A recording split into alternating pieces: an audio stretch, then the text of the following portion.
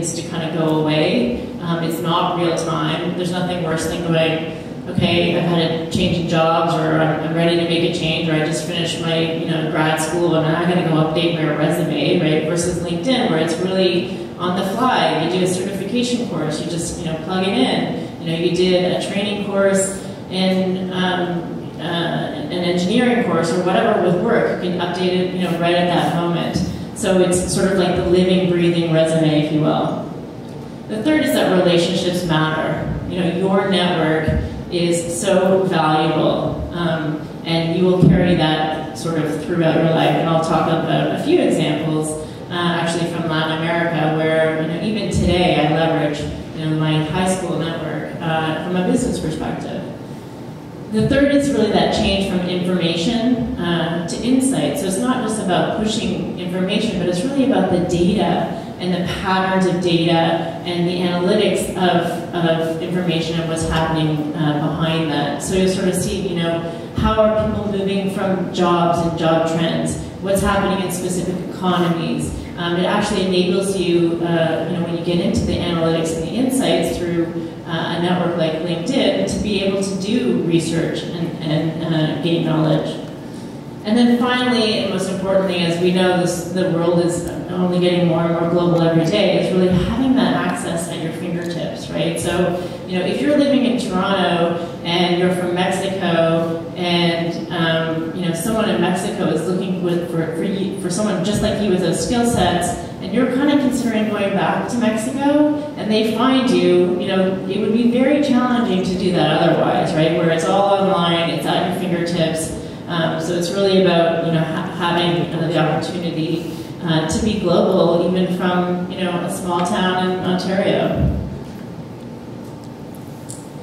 So what are professionals doing on LinkedIn specifically? Managing their professional identity. So this is my professional profile on LinkedIn. I think this really comes back to the brand. Think about yourself as a brand. Think about your LinkedIn profile as your brand page.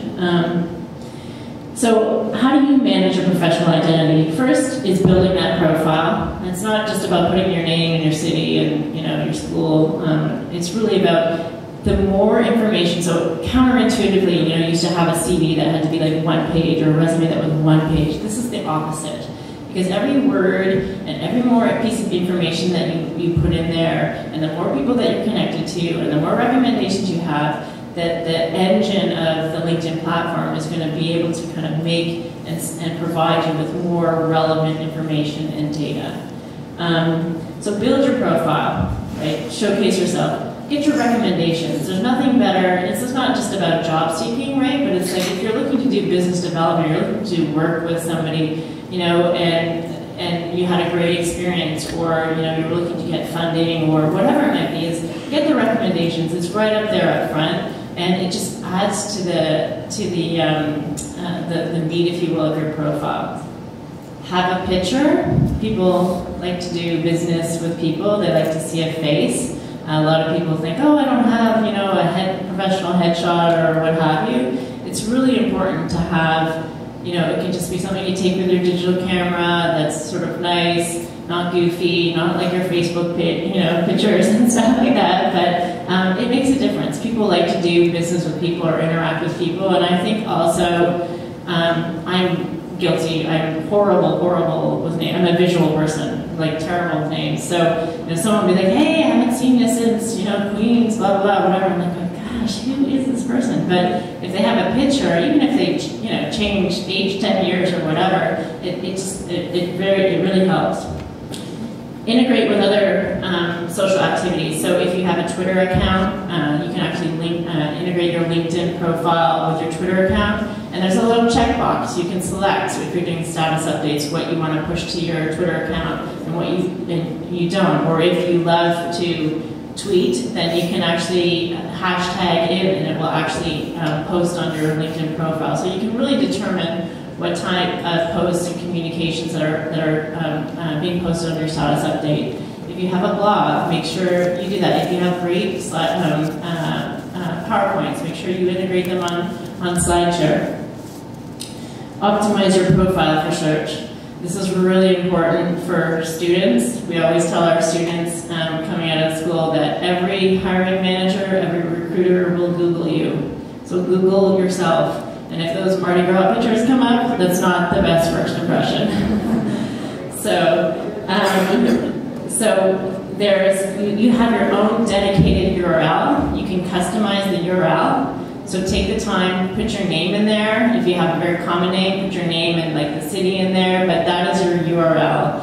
And again, just by doing the search capability of LinkedIn and Google is very, very high. So typically, if you search yourself, you've got a LinkedIn profile, it's complete, you will come up, you will rank usually on the first page. I'm not promising that, but I'm pretty sure it's usually that. I've never seen anyone otherwise. So. And then install applications, right? So a great one, I travel a ton, and Duncan was telling me he travels a ton too, and sometimes it's a little bit lonely when you're out there or whatever, and you can install something like TripIt, right? And you can say, hey, my university friend is in, Paris at the same time, let's go connect and have a drink. Or if you're at an event, install the event applications. You're going to a big conference, you can actually see who's going to be at that event, schedule those meetings ahead of time, not necessarily even people that you know, but maybe people you want to get to know, right? So leverage the applications to really help and enforce that networking. So this is the whole notion of this professional identity ecosystem. So just a couple of things, and I don't want to repeat myself, but really all of these fields are important. So, take the time to kind of fill this in detail. Your experience in your education, right back to high school, right back to your degree, will help to bring more of your network to you. Completing your summary of your career and professional highlights. So every word that you use, if you're interested in getting into, the marketing field, or you want to showcase yourself as an industry thought leadership in the marketing, any specific words or keywords that you use in there are highly searchable, right? So, you can't say like marketing, but if you did, it would sort of increase your rankings, but essentially, so think about the words that you use to describe, right? So what are, we talk about don't use the buzzwords. We did a great announcement about a year ago, was like, what are the most common terms used in people's, profiles or what have you. It's like, so think outside of the box. Like, everyone's innovative, right? Like, everyone says they're innovative, right? So, but what does that mean? What have you accomplished? What are your skill sets? Where, where are the specific areas that you want to kind of rank high on search engines? It's not just also for, someone looking for you to hire or for job seeking. It's about that business development perspective too, as well. The recommendations we talked about, and then also engaging groups and associations. So it sounds like you have a great group here, right? It really enables you to, work with this community in a real-time dialogue. Like, hey, I'm looking for a senior product manager or a new VP of finance, right? This is a great community to kind of pull that. Or, I need a supplier to do X, Y, and Z, so that you really have that access to this great network to leverage. So second is about building relationships, business relationships. And as I said, this is where I think probably, I haven't talked to all of you, or I've only talked to a few, is that whole notion of networking, right? So how do I build my network? You have your profile, you've built it out, now you can actually go and start to engage your network. So these are the kinds of things where, you're gonna have and see people you might know, right? So you can kind of go through and enable them to connect with. You can make contact via email. So again, the power of those second-degree connections. So if there's someone that you want to connect to at a specific business for whatever reason, you can actually see which of your network is connected to those people. So if you search Cisco, and I want to know all those people that I'm connected to at Cisco, well, maybe I'm not connected to anybody, but I know that John Smith is, and he can introduce me to the VP of finance or whoever I might be looking for. So you leverage that first degree and ask them for an introduction. And request and facilitate introductions. It's a great example. Just yesterday actually had a colleague call me, and he had just sold his business in France, and he was moving. He's from Quebec, and he's moving back to Toronto, and he said, I'm moving back. I'm really interested in talking to some people about second stage, companies, early, not, startups, but sort of in their second stage. Can you help me? And I said, I rhymed off like 5 people in that moment. We had sort of a 15-minute call on the phone. I took another 15 minutes, connected those people via email, and my job was done. And and then they take it from there. It's really easy to sort of be able to make those connections. And you know what? We always talk about sort of paying it forward, And so I think those are the things that if you help out, your network's going to help you out in the future. So supercharge your network. Again, look at your first degree connections. See how they connect to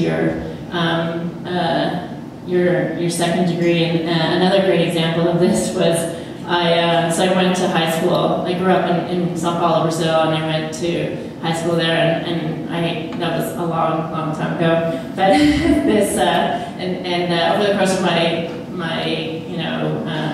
career, I guess I haven't been, I did some stuff in Latin America, but it had been a number of years, and then I started with LinkedIn, and Latin America became part of my portfolio, and in March I was going down on sort of a discovery trip, and I hadn't been to Brazil in a long time, and I was tasked with really having to set up a whole week of meetings with CMOs, Chief Marketing Officers, and VPs of HRs of organizations in Sao Paulo, and I was like, okay, where do I start? Like, it's not like I've been there lately, and that kind of thing. So I was literally, in front of the TV, and I just did a little search, right? So São Paulo, and who's in my network that lives in São Paulo? So I have I let a few of those Facebook friends actually be in my LinkedIn network because I think they're okay people from high school. So they're actually in my network, and so I think it was like eight friends from high school.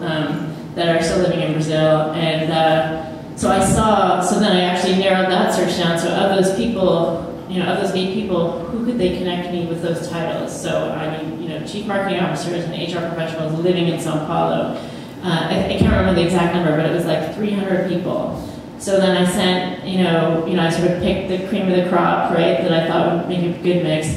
Sent off an email again. It literally took me half an hour, and I was like, Adriano, I want to meet with the CMO of this organization. He's like, yeah, no problem, whatever. And I just I came back to my boss, who was the managing director for Canada and Latam, and he's like, holy smokes, you got these great meetings set up really quickly. And I was like, yeah, and I did it with LinkedIn. It was just the ease of that, and that's the power of that second degree, the second degree connections. So the other thing about LinkedIn, some people don't really think about LinkedIn, they sort of think about, oh, it's just for my network, but it's really about professional insights. So, gaining professional insights is really about, what is your network talking about? So kind of pay attention to people, what are they talking about? Sometimes it's, just like, I'm going to speak here tonight, and that's interesting. Sometimes it's like, they posted a really interesting SlideShare, PowerPoint, or a thought leadership or specific article. So pay attention to that.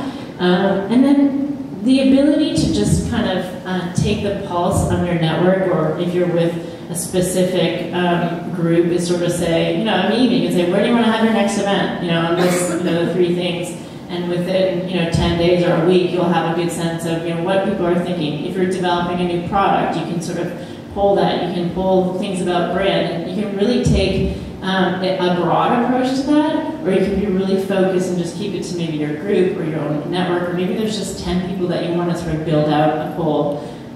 There's questions and answers, so you can actually go and ask specific answers and questions, be able to do that. And then of course there's a huge number of professional groups that you can actually join, engage in, and begin to either participate in from a thought leadership perspective, or be able to really learn and gain some valuable research. This just keeps building away. So I think the other point here too is, we talk about social media as not just being information. It's not that's really the difference about social versus other, versus portals and things in the past, is that now it's a two-way dialogue, right? So that you can actually engage in a conversation in real time or online, and then also take